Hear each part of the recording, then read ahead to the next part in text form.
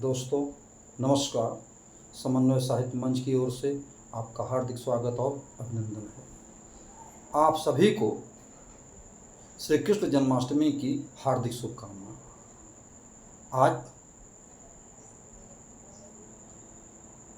की श्रृंखला हिंदी साहित्य में श्री कृष्ण काव्य के नाम से आज ये हमारी श्रृंखला आप तक पहुंच रही है। हिंदी साहित्य में कृष्ण का सुंदर चरित्र चित्रण किया गया है। अनेक ग्रंथों में श्री कृष्ण का लीला वर्णन, चरित्र चित्रण, उनके काम का वर्णन सब हिंदी साहित्य में आया है। इसे कृष्ण काव्य कहा गया है,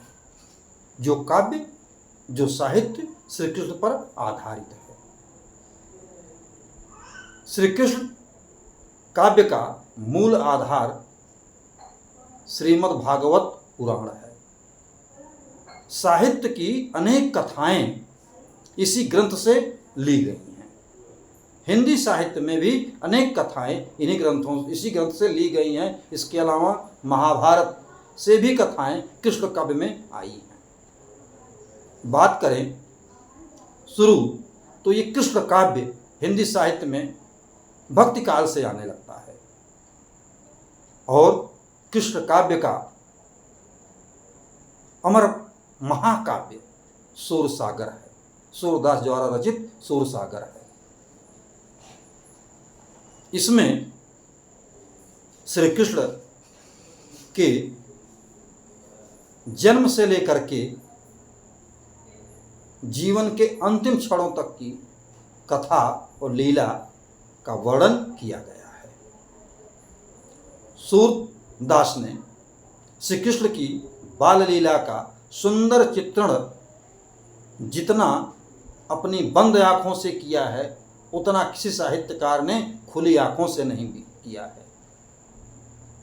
वास्तव में सूरदास वात्सल्य का कोना कोना छाने आए। हिंदी साहित्य का भक्ति काल में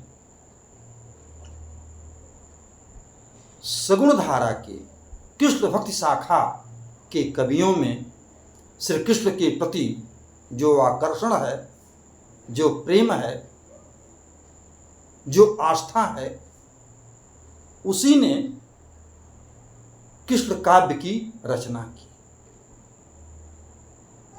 सूरदास के साथ अष्टछाप के कवियों में नंददास, परमानंद दास, कुम्भन दास, इन लोगों ने भी श्री कृष्ण के चरित्र पर आधारित काव्य लिखे। ये श्री कृष्ण की काव्य परंपरा भक्ति काल से होते हुए रीतिकाल को पार करते हुए आधुनिक काल तक पहुंचती है। श्री कृष्ण का पालन पोषण गोकुल में हुआ। इनका पालन पोषण नंद और यशोदा ने किया। इनके बचपन की लीलाओं का सुंदर चित्रण सूरसागर में मिलता है। कृष्ण गाय चराने के लिए ग्वाल बालों के साथ जंगल में जाते हैं। वहां अनेक राक्षसों का वध करते हैं। श्री कृष्ण गोपियों के साथ रासलीला करते हैं। ये भी सूरसागर में आया है। श्री कृष्ण जब कुछ बड़े हो जाते हैं तो वह कंस का वध करने के लिए अक्रूर जी के साथ मथुरा चले जाते हैं और यहाँ पर गोकुल में ग्वाल बाल, नंद यशोदा, गोपियाँ सब दुखित हो जाते हैं। मथुरा में श्री कृष्ण का मन नहीं लगता है। मथुरा में श्री कृष्ण भी दुखित हैं। उनके सखा हैं उद्धव पूछते हैं श्री कृष्ण से कि वे मित्र क्यों आप दुखित हैं, तो बताते हैं कि मेरे लिए गोकुल में लोग व्याकुल हैं, दुखित हैं, इसलिए मैं भी दुखित हूँ। अब श्री कृष्ण उद्धव को दूत बना करके गोकुल में भेजते हैं और सबको समझाने के लिए, शांत करने के लिए श्री कृष्ण का दूत बन करके उद्धव गोकुल आते हैं। इस बीच में गोपियों से उनकी बातचीत होती है। उद्धव गोपियों को निर्गुण ईश्वर, निराकार ईश्वर, योग, ज्ञान की बात करते हैं। इससे गोपियां दुखित होती हैं। वो केवल कृष्ण को ही अपना सब कुछ मानती हैं। इसी बीच में वार्तालाप के बीच में उद्धव के साथ और गोपियों के बीच में एक भंवरा आ जाता है और गोपियां अपनी सारी बात भंवरे पर लक्षित करके कहती हैं और ये प्रसंग हिंदी साहित्य में भ्रमर गीत के नाम से चर्चित है। इसके बाद हिंदी साहित्य में कई स्थानों पर, कई ग्रंथों में भ्रमर गीत का वर्णन आया। आगे